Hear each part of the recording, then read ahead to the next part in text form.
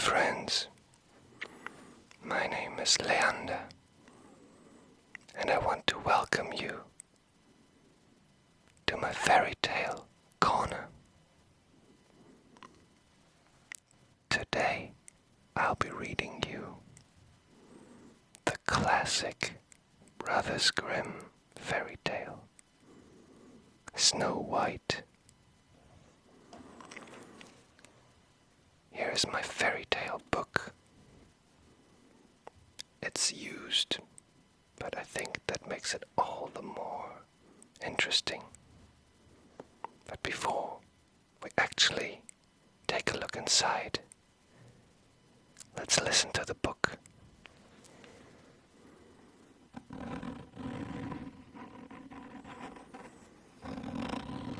It has this very rustic texture, which makes it feel quite old.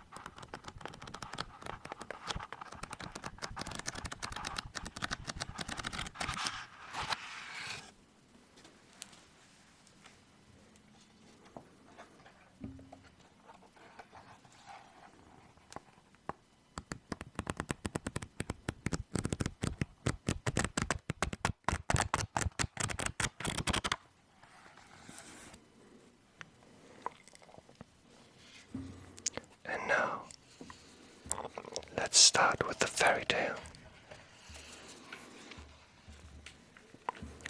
Now in this book, Snow White actually has her original name of Snowdrop, like the flower. So I will read it as is written. It was in the middle of winter, when the broad flakes of snow were falling around, that a certain queen sat working at a window, the frame of which was made of fine black ebony, and as she was looking out upon the snow, she pricked her finger, and 3 drops of blood fell upon it. Then she gazed thoughtfully upon the red drops, which sprinkled the white snow, and said, "Would that my little daughter may be as white as that snow, as red as the blood, and as black as the ebony window frame." And so the little girl grew up.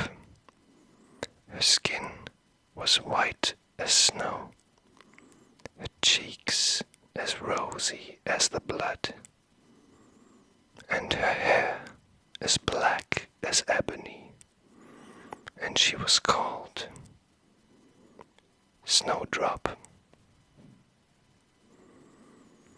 But this queen died, and the king soon married another wife, who was very beautiful, but so proud that she could not bear to think that anyone could surpass her. She had a magical looking-glass, to which she used to go and gaze upon herself in it and say, "Tell me, glass, tell me true, of all the ladies in the land, who is the fairest? Tell me who."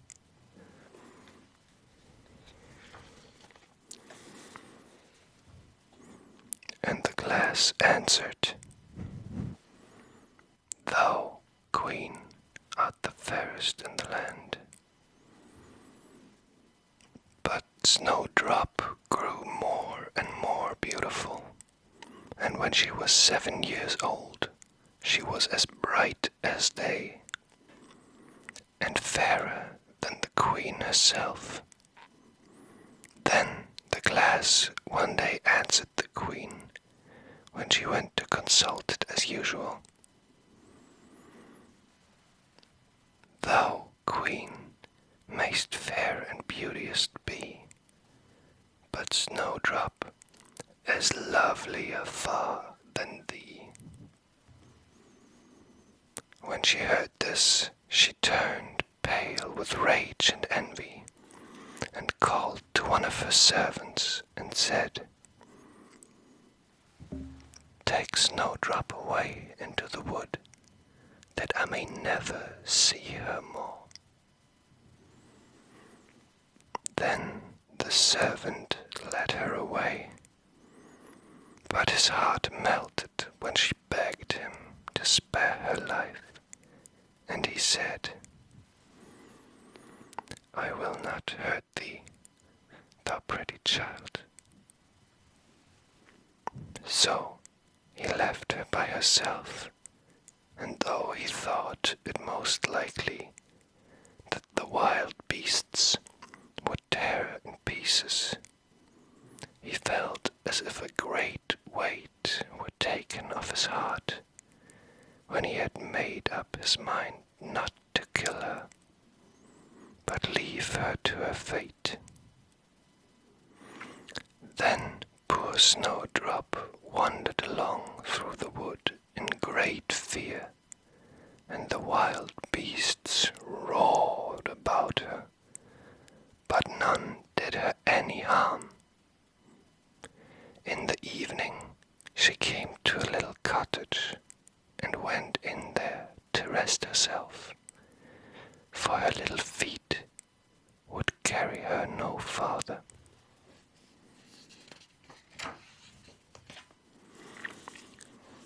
Everything was spruce and neat in the cottage. On the table was spread a white cloth, and there were 7 little plates with 7 little loaves, and 7 little glasses with wine in them, and knives and forks laid in order, and by the wall stood 7 little beds. Then, as she was very hungry, she picked a little piece of each loaf, and drank a very little wine out of each glass, and after that she thought she would lie down and rest. So she tried all the little beds, and one was too long, and another was too short, till at last the 7th suited her, and there she laid herself down and went to sleep. Presently in came the masters of the cottage, who were 7 little dwarves that lived among the mountains and dug and searched for gold. They lighted up their 7 lamps and saw directly that all was not right. The first said, "Who has been sitting in my stool?" The second, "Who has been eating off my plate?" The third, "Who has been picking my bread?" The fourth, "Who has been meddling with my spoon?"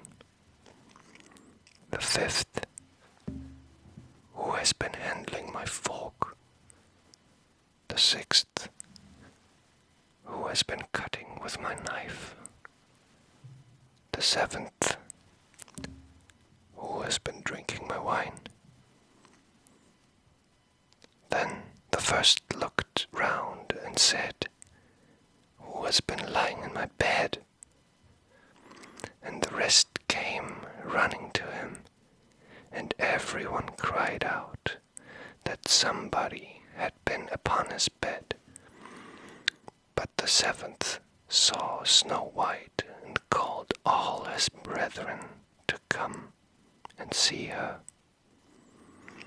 And they cried out with wonder and astonishment, and thought, and brought their lamps to look at her, and said, "Good heavens, what a lovely child she is!"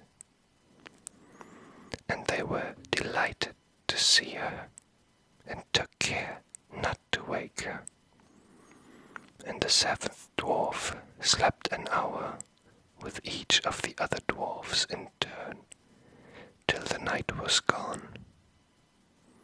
In the morning, Snowdrop told them all her story, and they pitied her, and said if she would keep all things in order, and cook and wash, and knit and spin for them, she might stay where she was, and they would take good care of her.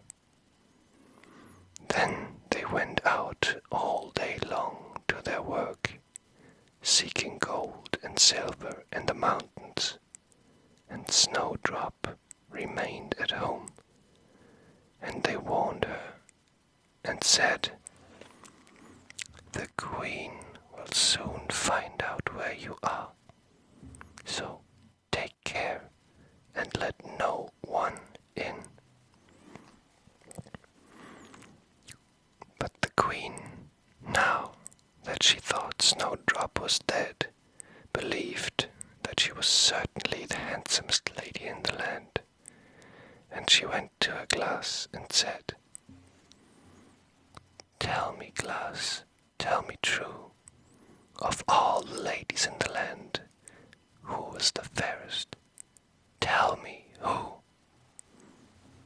And the glass answered, "Thou, Queen, art the fairest in all this land.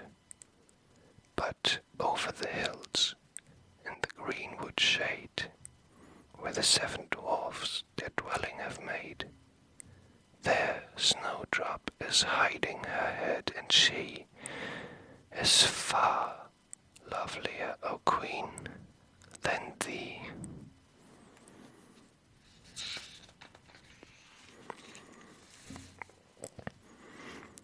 And the Queen was very much alarmed, for she knew that the glass always spoke the truth, and was sure that the servant had betrayed her, and she could not bear to think that anyone lived who was more beautiful than she was.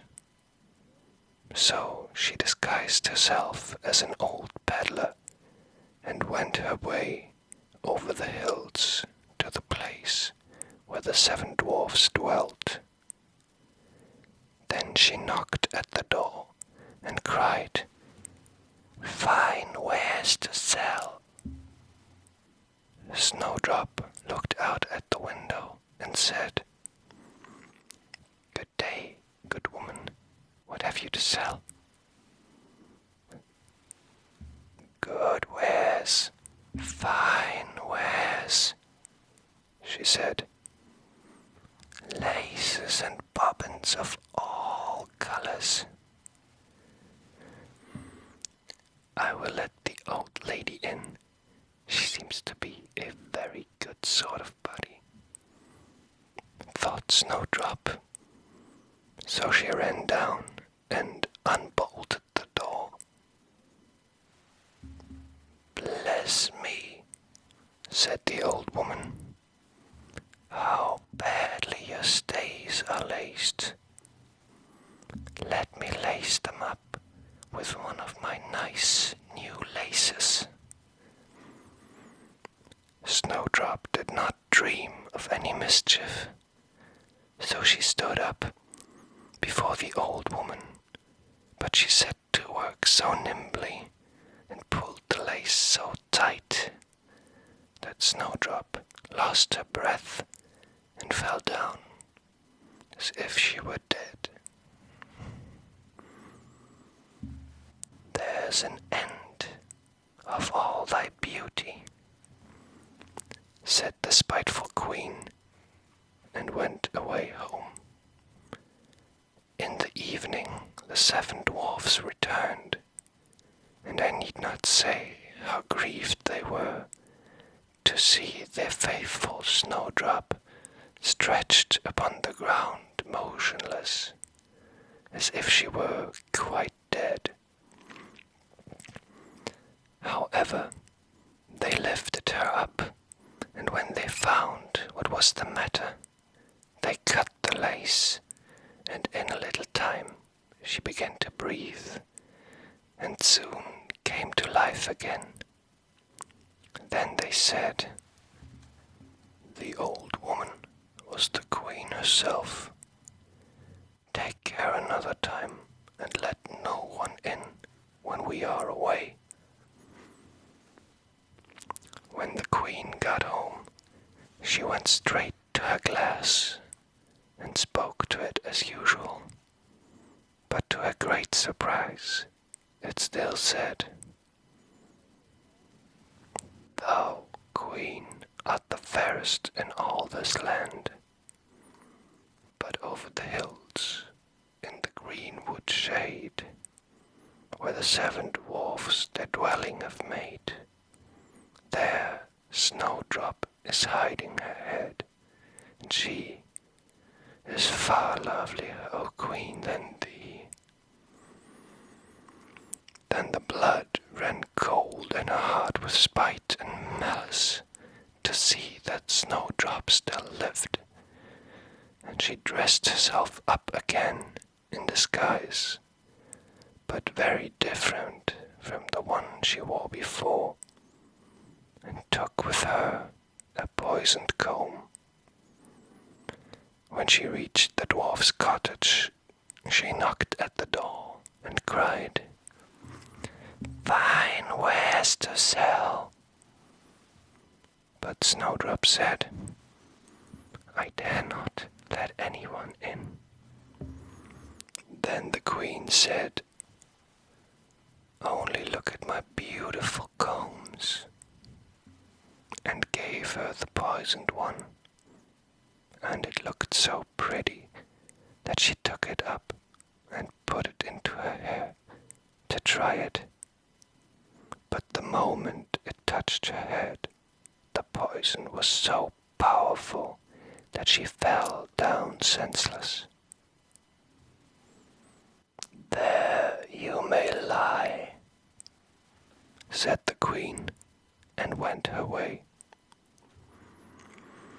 But by good luck, the dwarfs returned very early that evening, and when they saw Snowdrop lying on the ground, they thought what had happened, and soon found the poisoned comb. When they took it away, she recovered and told them all that had passed, and they warned her once more not to open the door to anyone.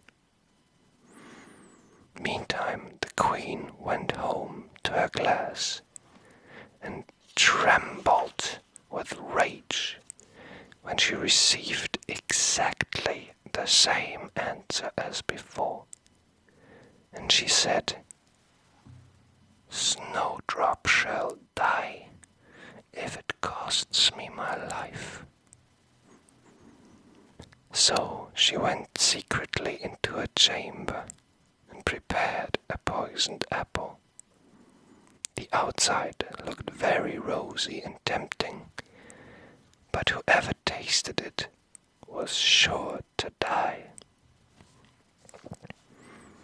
Then she dressed herself up as a peasant's wife and traveled over the hills to the dwarf's cottage and knocked at the door. But Snowdrop put her head out of the window and said, "I dare not let anyone in, for the dwarfs have told me not to." "Do as you please," said the woman. "But at any rate, take this pretty apple. I will make you a present of it." "No," said Snowdrop. "I dare not take it." "You silly girl," answered the other. "What are you afraid of? Do you think it is poisoned? Come, do you eat one part, and I will eat the other." No, the apple was so prepared that one side was good, though the other side was poisoned. Then Snowdrop was very much tempted to taste, for the apple looked exceedingly nice, and when she saw the old woman eat, she could refrain no longer. But she had scarcely put the piece into her mouth when she fell down dead upon the ground. "This time nothing will save thee," said the queen, and she went home to a glass, and at last it said, "Thou, queen, art the fairest of all the fair." And then her envious heart was glad and as happy as such a heart could be. When the evening came and the dwarfs returned home, they found Snowdrop lying on the ground. No breath passed her lips, and they were afraid that she was quite dead. They lifted her up and combed her hair and washed her face with wine and water. But all was in vain, for the little girl seemed quite dead. So they laid her down upon a pyre, and all 7 watched and bewailed her 3 whole days, and then they proposed to bury her. But her cheeks were still rosy, and her face looked just as it did while she was alive. So they said, "We will never bury her in the cold ground." And they made a coffin of glass, so that they might still look at her, and wrote her name upon it in golden letters, and that she was a king's daughter. And the coffin was placed upon the hill, and one of the dwarfs always sat by it and watched. And the birds of the air came too, and bemoaned Snowdrop. First of all came an owl, and then a raven, but at last came a dove. And thus Snowdrop lay for a long, long time, and still only looked as though she were asleep, for she was even now as white as snow, and as red as blood, and as black as ebony. At last a prince came and called at the dwarf's house, and he saw Snowdrop, and read what was written in golden letters. Then he offered the dwarfs money, and earnestly prayed them to let him take her away. But they said, "We will not part with her for all the gold in the world." At last, however, they had pity on him and gave him the coffin. But the moment he lifted it up to carry it home with him, the piece of apple fell from between her lips, and Snowdrop awoke and said, "Where prince answered,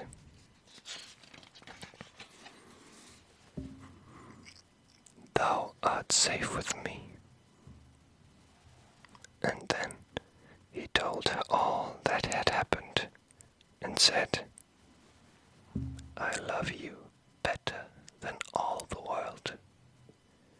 Come with me to my father's palace, and you shall be my wife." And Snowdrop consented and went home with the prince, and everything was prepared with great pomp and splendor for their wedding. To the feast was invited, among the rest, Snowdrop's old enemy, and as she was dressing herself in fine, rich clothes, she looked in the glass and said, "Tell me, Glass, tell me true, of all the ladies in the land, who is fairest? Tell me who." And the Glass answered, "Thou, lady, art loveliest here, I ween, but lovelier far is the new-made queen." When she heard this, she started with rage, but her envy and curiosity were so great that she could not help setting out to see the bride. And when she arrived and saw that it was no other than Snowdrop, who, as she thought, had been dead a long while, she choked with passion and fell ill and died. But Snowdrop and the prince lived and reigned happily over that land many, many years.